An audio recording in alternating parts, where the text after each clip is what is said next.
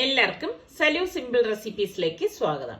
ഇന്ന് നമുക്കൊരു അടിപൊളി തേങ്ങാപ്പാൽ ഒഴിച്ച മത്തിക്കറി എങ്ങനെ തയ്യാറാക്കുന്നതെന്ന് നോക്കാം. അപ്പൊ ഇതിനു വേണ്ടിയിട്ട് ഞാൻ മൺചട്ടിയിലേക്ക് 2 ടേബിൾ സ്പൂൺ വെളിച്ചെണ്ണയാണ് ഒഴിച്ചു കൊടുക്കുന്നത്. ഇതോടൊപ്പം തന്നെ 1/4 ടീസ്പൂൺ ഉലുവയും കൂടി ഇട്ടൊന്ന് പൊട്ടിച്ചു കൊടുക്കാം. 1 ടേബിൾ സ്പൂൺ ചില്ലി ഫ്ലേക്സും 1/2 ടീസ്പൂൺ കുരുമുളക് പൊടിയും 1/2 ടീസ്പൂൺ ഉലുവാപ്പൊടിയും കൂടി നമുക്ക് ഇതിലേക്ക് ഇട്ട് ഒന്ന് മൂപ്പിച്ചു കൊടുക്കണം. അപ്പോൾ ഫ്ലെയിം കുറച്ചിട്ട് വേണം നമ്മളിത് മൂപ്പിച്ചെടുക്കാനുള്ളത്. പിന്നെ ഇതിലേക്ക് ഒരു 5-6 വെളുത്തുള്ളി അല്ലിയും ഒരു ചെറിയ പീസ് ഇഞ്ചി നീളത്തിൽ അരിഞ്ഞതും കൂടി ചേർത്തൊന്ന് വഴറ്റി കൊടുക്കാം. അപ്പൊ അതും എല്ലാം ഒന്ന് മൂത്ത് വരുന്ന ആ സമയത്ത് ഞാനിവിടെ 10-12 ചുവന്നുള്ളി, കൊച്ചുള്ളിയില്ലേ, അത് അരിഞ്ഞതാണ് ഇതിലേക്ക് ഇട്ടിട്ട് വഴറ്റിയെടുക്കുന്നത്. അപ്പൊ കൊച്ചുള്ളി തന്നെ ചേർക്കാൻ ശ്രദ്ധിക്കണം, എങ്കിലേ ടേസ്റ്റ് കിട്ടും. പിന്നെ 2 പച്ചമുളകും കുറച്ചധികം കറിവേപ്പിലയും കൂടി നമുക്ക് ഇതിലേക്ക് ഇട്ടിട്ട് എല്ലാം ചേർത്തിട്ടൊന്ന് മിക്സാക്കി ഒന്ന് എടുക്കണം.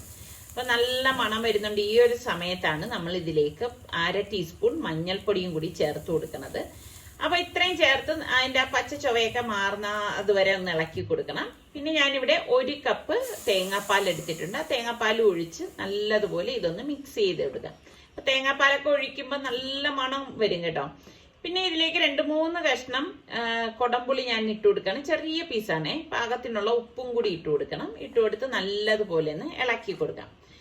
ഇനി നമുക്കിതിലേക്ക് മീന് ചേർത്ത് കൊടുക്കണം. അപ്പൊ ഇതിനിടയിൽ ഉപ്പൊക്കെ പാകത്തിനുണ്ടോ എന്ന് നോക്കണം. അപ്പൊ ആ പുളി ഒന്ന് ഇറങ്ങുന്ന വരുമ്പോഴേക്കും നമുക്കിതിലേക്ക് 1/4 കപ്പോളം വെള്ളം കൂടി ഞാൻ തിളച്ച വെള്ളമാണേ ഒഴിച്ചു കൊടുത്തിട്ട് കഴുകി വൃത്തിയാക്കി വെച്ചിരിക്കുന്ന മത്തി ഇതിലേക്ക് ഇട്ട് കൊടുക്കുകയാണ് ചെയ്യണത്.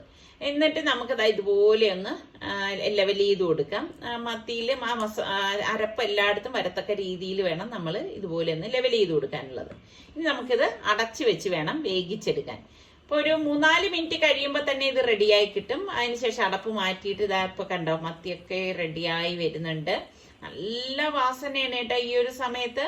അപ്പോഴേക്കും നമുക്ക് 1/4 കപ്പ് നല്ല കട്ടിയുള്ള തേങ്ങാപ്പാൽ ഞാൻ ഇതിലേക്ക് ഒഴിച്ചു കൊടുക്കുകയാണ്. ഒഴിച്ചു കൊടുത്തിട്ട് നമുക്ക് ചട്ടി ഇതുപോലെ ഒന്ന് ചുറ്റിച്ചു കൊടുക്കുകയാവാവൂ. കാരണം ഇനി സ്പൂണിട്ട് കൊണ്ട് ഇളക്കി കഴിഞ്ഞാൽ ഇത് മത്തി പൊടിഞ്ഞു പോകാൻ സാധ്യത കൂടുതലാണ്. അപ്പൊ ഈ ഒരു മത്തിക്കറി മാത്രം മതി നമുക്ക് ചോറ് കഴിക്കാനായിട്ട്. ഇപ്പൊ ഇടിയപ്പത്തിൻ്റെ കൂടെയൊക്കെ കഴിക്കാൻ പറ്റിയൊരു അടിപൊളി കറി തന്നെയാണ്. അപ്പൊ നിങ്ങൾ എല്ലാവരും ഒന്ന് ട്രൈ ചെയ്ത് നോക്കണം കേട്ടോ. ഒരു വ്യത്യസ്തമായിട്ടുള്ള ടേസ്റ്റോട് കൂടിയിട്ടുള്ള ഒരു കറിയാണിത്. കഴിഞ്ഞ വീഡിയോയിൽ പറഞ്ഞ മാതിരി കമന്റ് പിക്കർ ഉപയോഗിച്ചാണ് ഞാൻ വിജയികളെ തിരഞ്ഞെടുക്കുന്നത്. ഇപ്പോൾ ഫസ്റ്റ് വീഡിയോയുടെ ലിങ്ക് ഇവിടെ പേസ്റ്റ് ചെയ്യുന്നു. അതിനുശേഷം നമ്മളുടെ ഉത്തരം ഇവിടെ കൊടുക്കാണ്. സലു സിമ്പിൾ സ്പേസ് 22 ഇതാണ് ഇതിന്റെ ശരിയായ ഉത്തരം. അപ്പൊ എത്ര പേര് നമുക്ക് ഇതിലേക്ക് പങ്കെടുത്തു എന്ന് നോക്കാം. കുറേ കമന്റ്സ് ഒക്കെ വന്നിട്ടുണ്ടായിരുന്നേ കേട്ടോ. ഇപ്പൊ 1600, 2000 ഇങ്ങനെ അങ്ങ് പോവാണ്. എന്തായാലും വളരെ സന്തോഷമുണ്ട്. ഒരുപാട് പേര് ഇതിലേക്ക് പങ്കെടുത്തു. 3000 സംതിങ് ആൾക്കാർ ഇതിലേക്ക് പങ്കെടുത്തതിൽ നിന്ന് 639 പേരാണ് ശരിയായിട്ടുള്ള ഉത്തരം പറഞ്ഞിരിക്കുന്നത്. അപ്പൊ അതിൽ നിന്ന് ഫസ്റ്റ് വിജയിയെ ഞാൻ എടുക്കുകയാണ്. ഫസ്ന കപ്പാട്ട്, കൺഗ്രാറ്റ്സ് ഫസ്ന.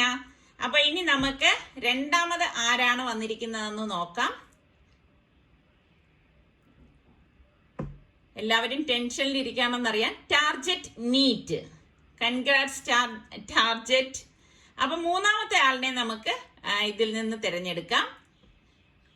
സജീന ഫിറോസ് ഫിഫാഫി. വിജയികൾ 3 പേർക്കും കൺഗ്രാറ്റ്സ്. അപ്പൊ നിങ്ങൾ 3 പേരും ഇന്ന് തന്നെ salukitchen@gmail.com നിങ്ങളുടെ ടെലിഫോൺ നമ്പരും അഡ്രസ്സും അയക്കണേ.